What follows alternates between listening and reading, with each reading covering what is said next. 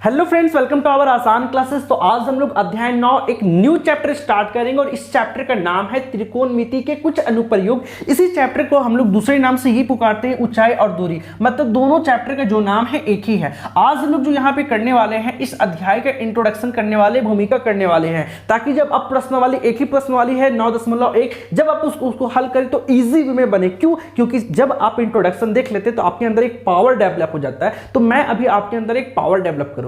तो अभी हम लोग यहां पे ये देखेंगे, जैसा कि चैप्टर का नाम देख पा रहे हैं कि त्रिकोणमिति के कुछ अनुप्रयोग। चैप्टर नंबर 8 में आपने त्रिकोणमिति को काफी अच्छे से पढ़ा, उसमें कई सारे फॉर्मूले देखे। उसी फॉर्मूले का उपयोग करके यहां पे इस चैप्टर को क्या करेंगे, हल करेंगे। नाम में ही लिखा हो त्रिकोणमिति, जो आपने पढ़ा है उसका अनुप्रयोग मतलब उसका प्रयोग करना है। हम लोग सबसे पहले जो चैप्टर नंबर 8 में कुछ फॉर्मूला देखे थे उसको सबसे पहले क्या करेंगे, रिवीजन करेंगे। उसके बाद हम लोग इसका इंट्रोडक्शन पार्ट को देखेंगे। तो हमने चैप्टर नंबर 8 में आपको सबसे पहले क्या बतलाया था, तो हमने सबसे पहले आपको वहां पे समझाया था समकोण त्रिभुज के बारे में। क्या आपको समकोण त्रिभुज याद है? जी हां, आपको याद होना चाहिए। हमने आपको समकोण त्रिभुज में यह समझाया था कि समकोण त्रिभुज वैसा त्रिभुज होता है जिसका एक कोण समकोण होता है, अर्थात एक कोण 90 डिग्री होता है और 90 डिग्री के सामने वाली भुजा सबसे बड़ी भुजा होती है जिसको कर्ण कहते हैं और इसको H4 हाइपोटेनियस से सूचित करते हैं।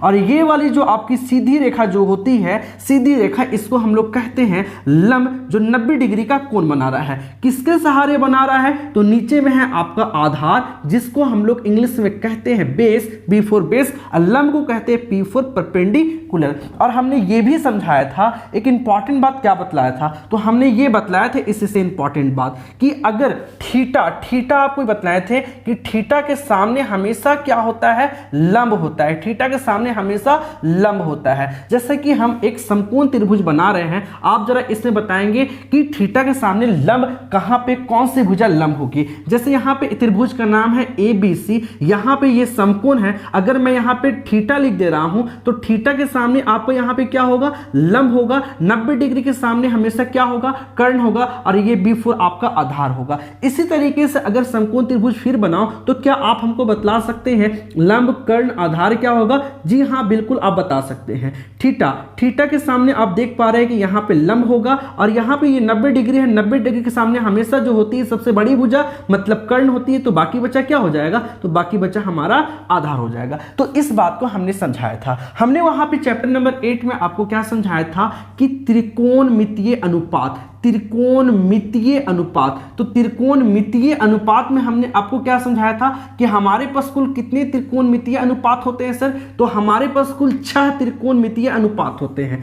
कौन कौन होते हैं? तो हमने आपको सिखाया था sign theta, cos theta, tan theta, उसके बाद टेन का उल्टा हमने बतलाया था कि कॉट थीटा, कॉस का उल्टा हमने सिखाया था सेक थीटा, और साइन का उल्टा हमने बताया था कॉसेक थीटा। ये बतलाया था ना। और ट्रिक हमने बतलाया था, क्या बतलाया था? पंडित भोला प्रसाद हर हर बोले, एस फॉर साइन मतलब सोना, फिर सी फॉर चांदी मतलब कॉस, टी फॉर तौले। हमने ये आपको समझाया था कि पंडित भोला प्रसाद हर हर बोले सोना चांदी तौले, मतलब साइन थीटा के लिए होगा P/H, कॉस थीटा के लिए B/S, टेन थीटा के लिए H/B। हमने ये चीज आपको समझाया था। तो साइन थीटा का फॉर्मूला क्या बन जाएगा, P/H। कॉस थीटा के लिए हमने बतलाया था B/H, और टेन थीटा के लिए हमने बताया, सॉरी, पंडित भोला प्रसाद, पी छूट गया।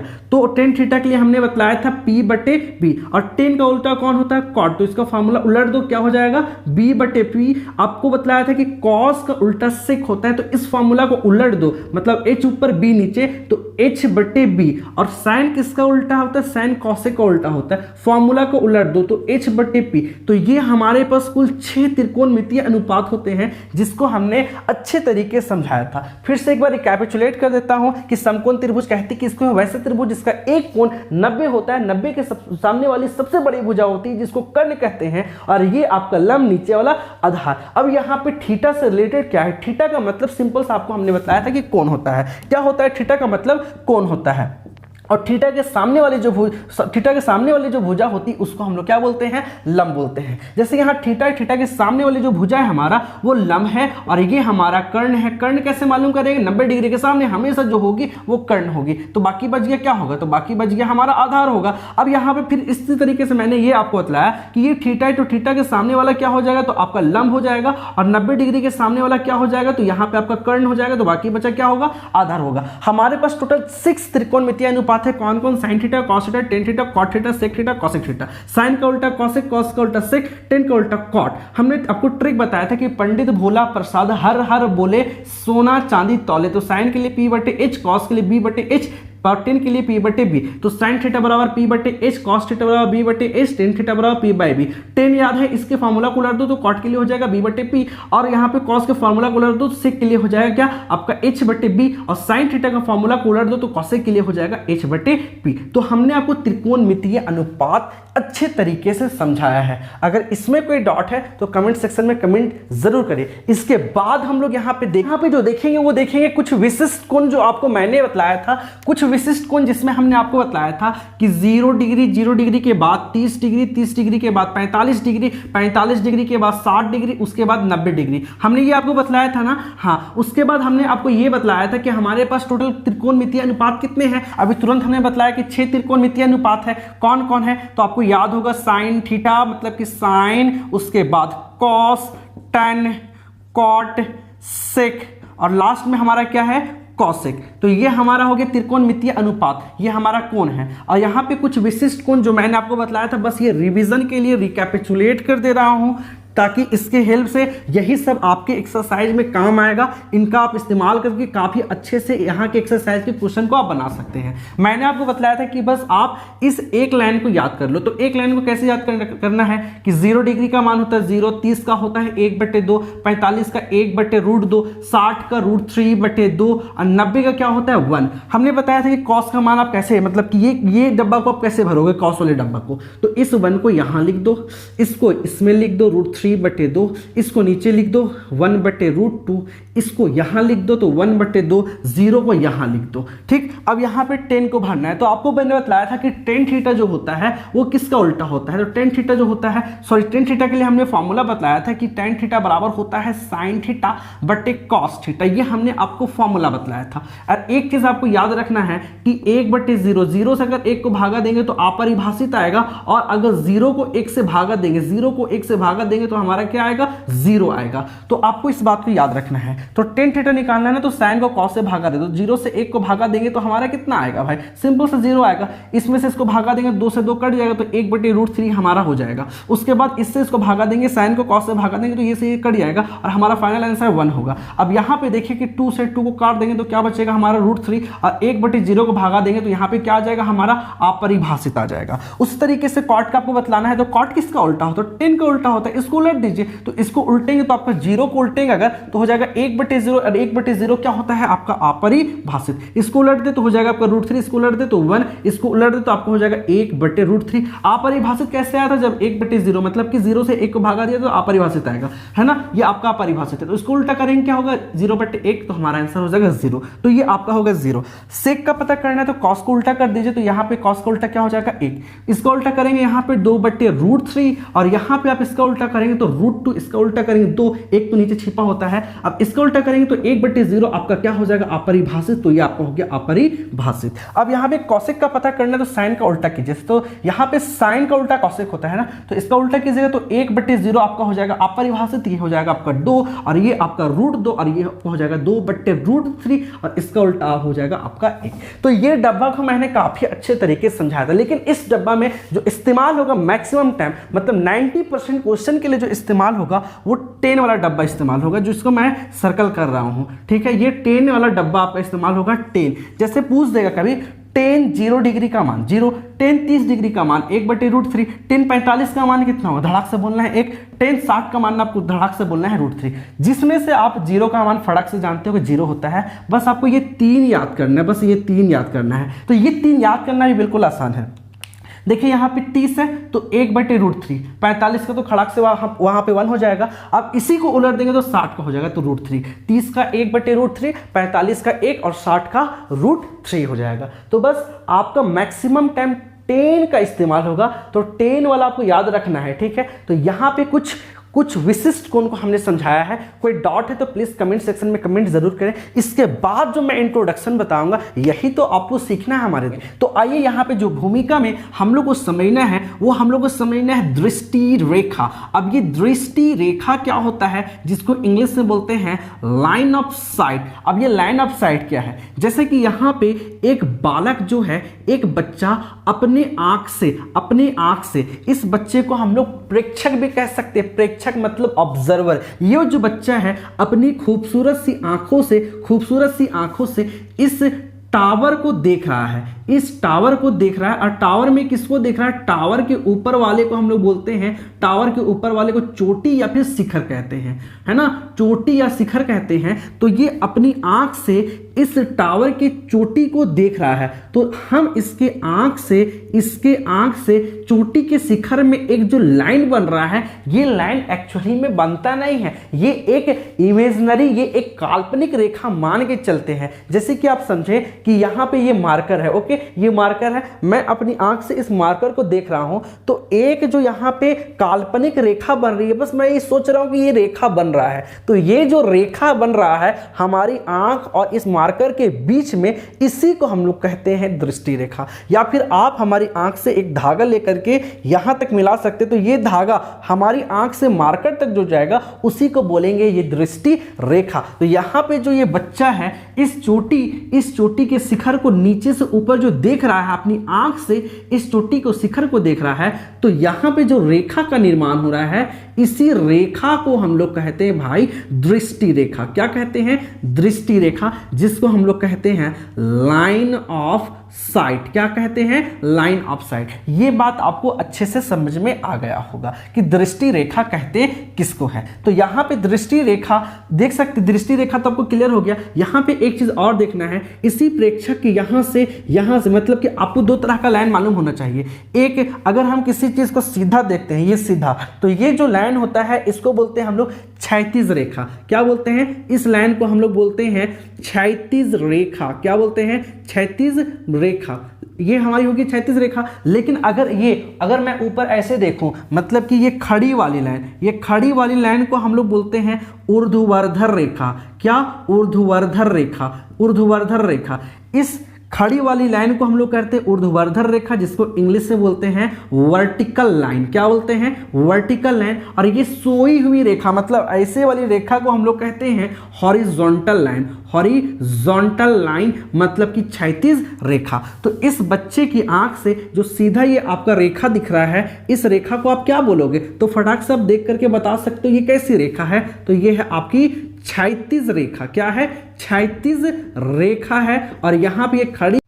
तो अभी हम लोग जो समझने वाले हमारे दोस्त उन्नयन कोण को। अब ये उन्नयन कोण क्या है, तो उन्नयन कोण जिसको हम लोग एंगल ऑफ एलिवेशन कहते हैं, तो उन्नयन कोण कब बनता है इस स्थिति को देखेंगे। तो ये मान लो बच्चे की आंख है, ये बच्चे की आंख है, बच्चा अपनी आंख से एक टावर को देख रहा है। किसको देख रहा है भाई, तो टावर को देख रहा है। तो टावर ये जो है, ये टावर का नीचे वाला भाग को, पैर को हम लोग यहाँ पे कहते हैं पाद बिंदु। क्या कहते हैं, पाद बिंदु। ये हंसने वाली कोई बात नहीं है भाई, इसके पैर को हम लोग बोलते हैं पाद बिंदु, मतलब फुट ऑफ द टावर कह सकते हैं। ये बच्चे का क्या है, आंख है, ये एक ऑब्जर्वर है, एक प्रेक्षक है, देखने वाला है। तो ये जो बच्चा है अपनी आंख से टावर के शिखर को देख रहा है। टावर के शिखर मतलब टावर के इस चोटी को देख रहा है। कहां से, अपनी आंख से। वो भी बच्चा कहां पे है, तो बच्चा है नीचे, और टावर जो है वो टावर के ऊपर वाला, मतलब कह सकते हैं टावर के शिखर ऊपर में है।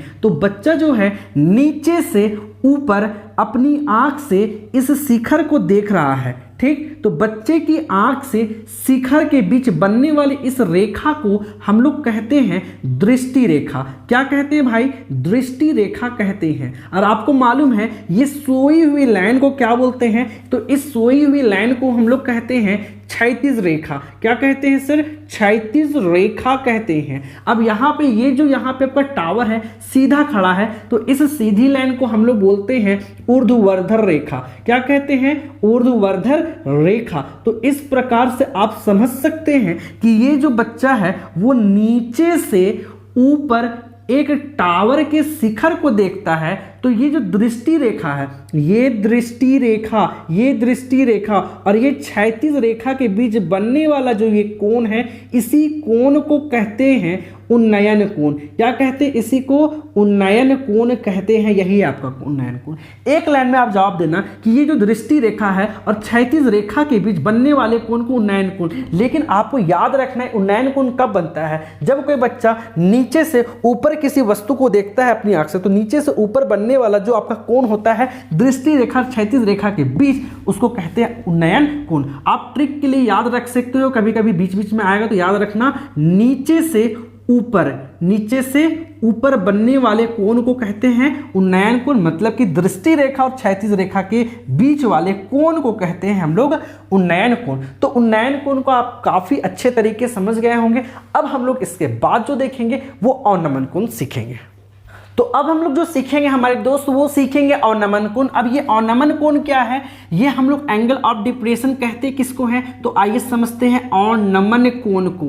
अवनमन कोण को मैं आपको काफी इजी वे में समझा दूंगा। तो देखिए यहाँ पे भाई अवनमन कोण क्या है, तो यहाँ पे मैं एग्जाम्पल की हेल्प से आपको समझाता हूँ कि मान लो यहाँ पे एक भवन है। क्या है? ये भवन है। इस भवन के शिखर पर एक बच्चा है। एक बच्चा अपनी आंख से, बच्चा यहाँ पे भवन के शिखर पे है, भवन के शिखर पे एक बच्चा है और ये बच्चा अपनी आंख से, मतलब ये बच्चा है कहाँ पे? तो भवन के ऊपर में है। अपनी आंख से भवन के नीचे रखा हुआ एक गेंद को देख रहा है। एक गेंद को ये बच्चा देख रहा है। तो गेंद कहाँ पे है? तो गेंद है बच्चा नीचे, और यहाँ पे ये जो बच्चा है ये कहाँ है? भवन के ऊपर। तो ऊपर से नीचे ये बच्चा अपनी आंख से इस गेंद को देख रहा है। तो इस लाइन को क्या कहेंगे हम लोग? इस लाइन को कहेंगे दृष्टि रेखा। दृष्टि रेखा कहाँ से कहाँ बना? बच्चे की आंख और गेंद के बीच में बनने वाली इस रेखा को कहेंगे दृष्टि रेखा। आप देख पा रहे हो कि भवन यहाँ पे कुछ सीधा खड़ा है, तो इस भवन को हम लोग कौन से रेखा में लाएंगे? तो ये भवन जो हमारा है ये ऊर्ध्वाधर रेखा में खड़ी है, तो ये हमारा हो जाएगा ऊर्ध्वाधर रेखा। क्या हो जाएगा सर? ऊर्ध्वाधर रेखा। अब आप देख पा रहे होंगे कि यहाँ पे बच्चे की आंख से अगर मैं एक सीधी लाइन खींचूं तो इस लाइन को आप क्या बोलोगे? तो इस लाइन को आप कहोगे कि क्षैतिज रेखा है। क्या है? क्षैतिज रेखा है। तो क्षैतिज रेखा, अब यहाँ पे देखो कि क्षैतिज रेखा और दृष्टि रेखा, क्षैतिज रेखा और दृष्टि रेखा के बीच यहाँ इस बनने वाले कोण को कहते हैं अवनमन कोण। क्या कहते हैं? अवनमन कोण। अभी आपको याद रखना है कि अवनमन कोण किसके किसके बीच बनता है। तो अवनमन कोण तो आपका क्षैतिज रेखा और दृष्टि रेखा के बीच बनता है, लेकिन कहाँ से कहाँ? अगर कोई बालक ऊपर से नीचे रखी वस्तु को देख रहा है, आपको याद रखना है ऊपर से अगर कोई बच्चा नीचे रखी वस्तु को देख रहा है तो ऊपर से नीचे बनने वाले कोण को ही हम लोग कहते हैं अवनमन कोण। लेकिन अवनमन कोण जो बनेगा वो क्षैतिज रेखा और दृष्टि रेखा के बीच में बनेगा, तो इसी को हम लोग कहते हैं भाई अवनमन कोण। तो अवनमन कोण को याद कैसे रखोगे? ऊपर से नीचे देखना। अगर हम ऊपर यहाँ पे मान लो हम अपनी आंख से जमीन पे रखी हुई, अगर जमीन पे रखी हुई किसी भी चीज़ को देखते हैं, गेंद को देखते हैं, तो हमारी आंख से और गेंद के बीच और यहाँ से एक सीधा रेखा जाएगा जिसको बोलेंगे क्षैतिज रेखा। तो क्षैतिज रेखा और दृष्टि रेखा के बीच बनने वाले इस कोण को हम लोग कहेंगे अवनमन कोण। तो अवनमन कोण आपको काफ़ी ईजी वे में समझ में आ गया होगा। उसके बाद ये जो आपका भवन है ये तो सीधी खड़ी है, तो ये आपका हो गया ऊर्ध्वाधर रेखा। और भवन के पैर को हम लोग क्या बोलते हैं? तो कहते हैं पाद बिंदु। क्या कहते हैं सर? पाद बिंदु। तो ये पाद बिंदु को अगर यहाँ से यहाँ मिला दे तो ये आपका फिर ये सीधी ये जो रेखा होगा ये कैसी रेखा के अंतर्गत आ जाएगा? फिर ये आपकी क्षैतिज रेखा के अंतर्गत आ जाएगा। तो सिंपल सा बात, अवनमन कोण क्या होता है? तो अवनमन कोण जब कोई बालक अपनी आंख से ऊपर से नीचे रखी वस्तु को देखता है तो क्षैतिज रेखा और दृष्टि रेखा के बीच जो आपका कोण बन रहा होता है इसी को बोलते हैं अवनमन कोण। याद कैसे रखोगे? तो ऊपर से नीचे। ठीक है, तो अवनमन कोण यहाँ पे हमारा कंप्लीट हो जाता है। अब हम लोग इसके बाद टोटल अभी तक जो मैंने आपको बतलाया है उन्नयन कोण, अवनमन कोण, एक साथ इसको समझा देता हूं ताकि आपके ब्रेन में अच्छे से फिक्स रहे।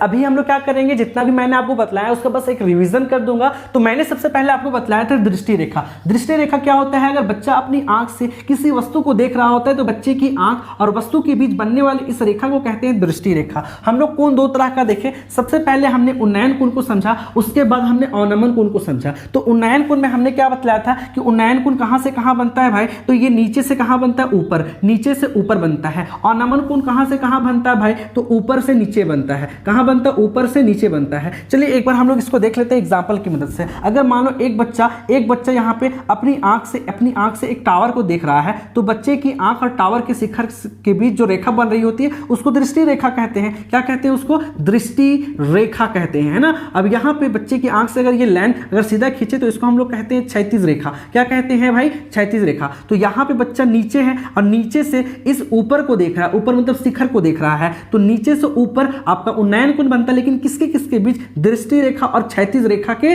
बीच। दृष्टि रेखा और क्षैतिज रेखा के बीच बनने वाले इस कोण को कहते हैं हम लोग उन्नयन कोण। इसी कोण को कहते हैं उन्नयन कोण। तो उन्नयन कोण क्लियर हो गया होगा। अब आइए समझते हैं अवनमन कोण। अगर मान लो यहाँ पे एक बिल्डिंग है या फिर घर है, तो इसके ऊपर में एक बच्चा जो है खड़ा है, अपनी आंख से यहाँ पे रखा हुआ इस मार्कर को देख रहा है, ठीक है, इस मार्कर को देख रहा है। तो बच्चा कहाँ पे है भाई, तो बच्चा है ऊपर में और ये मार्कर कहाँ है भाई, नीचे में, ठीक है। तो बच्चे की आंख और मार्कर के बीच बनने वाली इस रेखा को हम लोग क्या बोलते हैं भाई, तो इसको बोलते हैं हम लोग दृष्टि रेखा। क्या कहते हैं, दृष्टि रेखा। अब यहाँ पे इसकी आंख से अगर सीधी लाइन खींचेंगे तो इसको हम लोग क्या बोलेंगे, क्षैतिज रेखा। क्या कहेंगे भाई, क्षैतिज रेखा, क्षैतिज रेखा कहेंगे। तो भाई क्षैतिज रेखा और दृष्टि रेखा के बीच बनने वाले इस कोण को कहते हैं हम लोग अवनमन कोण। क्या कहते हैं, अवनमन कोण। तो अवनमन कोण किसके किसके बीच बनता है भाई, तो अवनमन कोण क्षैतिज रेखा और दृष्टि रेखा के बीच बनता है, लेकिन ऊपर से नीचे अवनमन कोण बनता है और नीचे से ऊपर आपका उन्नयन कोण बनता है। तो इस तरीके से मैंने दो कोण, उन्नयन कोण और अवनमन कोण को आपको समझा दिया है। तो इसके बाद एक छोटा सा टर्म मैं आपको बस सिखला देता हूं जो इन सभी से हटकर है। हटकर क्या है, मैं आपको एकांतर अंतःकोण सिखाता हूं। देखो एकांतर अंतःकोण क्या होता है, आपने पढ़ा होगा भाई, क्या पढ़ा होगा कि मान लो एक रेखा ये है L और एक रेखा ये है M, ठीक है। एक रेखा ये L है और ये है M, और यहाँ पे एक अन्य रेखा दो समांतर रेखाओं को भिन्न भिन्न बिंदुओं पे प्रतिच्छेद करती है। तो यहाँ पे बनने वाले ये कोण 1 और यहाँ पे बनने वाला कोण 2, तो कोण 1 और कोण 2 दोनों एक दूसरे का बराबर होगा, तो इसको कहते हैं हम लोग एकांतर कोण। क्या कहते हैं, एकांतर अंतःकोण। एकांतर अंतःकोण। तो बच्चा बोलेगा यहाँ पे मान लीजिए 3, यहाँ पे 4, तो 3 और 4 भी बराबर होगा, कोण 3, हाँ कोण 3 कोण 4 के बराबर होगा, इसको भी कहेंगे एकांतर अंतःकोण ही कहेंगे। अब यहाँ पे इस एकांतर अंतःकोण का कहाँ पे इस्तेमाल होगा, जैसे कि मान लीजिए यहाँ पे ये आपका अवनमन कोण बन रहा है, यहाँ पे थीटा, तो यहाँ पे ये थीटा, तो ये भी ऑटोमेटिक आपका हो जाएगा थीटा। कैसे हो जाएगा, एकांतर अंतःकोण से। अगर मान लीजिए इस लाइन को आगे मैं बढ़ाता हूँ, इस लाइन को आगे बढ़ाता हूँ, तो देखिए यहाँ पे ये जो लाइन है आपका, ये जो लाइन है इन दो समांतर रेखाओं को भिन्न भिन्न बिंदुओं पे प्रतिच्छेद कर रहा है। तो इस तरीके से ये और ये आपका एकांतर अंतःकोण हो जाएगा। तो ये थीटा, ये भी थीटा। अगर ये 60 डिग्री तो ये भी कितना होगा आपका 60 डिग्री। तो इस तरीके से एकांतर अंतःकोण का कंसेप्ट जो है आपका काम आएगा। तो यहाँ पे हमने पूरा का पूरा त्रिकोणमिति के कुछ अनुप्रयोग का पूरा इंट्रोडक्शन को एकदम बेसिक से हीरो लेवल का समझा दिया है। अगर कहीं डॉट हो रहा है तो वीडियो को आप बैक करके बार बार इसको समझ सकते हैं, क्योंकि इन्हीं सभी चीजों का इस्तेमाल होगा। अगर ये सब चीज आपको लर्न नहीं है तो होगा क्या, एक्सरसाइज में दिक्कत होगी। तो आइए अब हम लोग मिलते हैं इसी तरीके से नेक्स्ट वीडियो में। तब तक के लिए जय हिंद।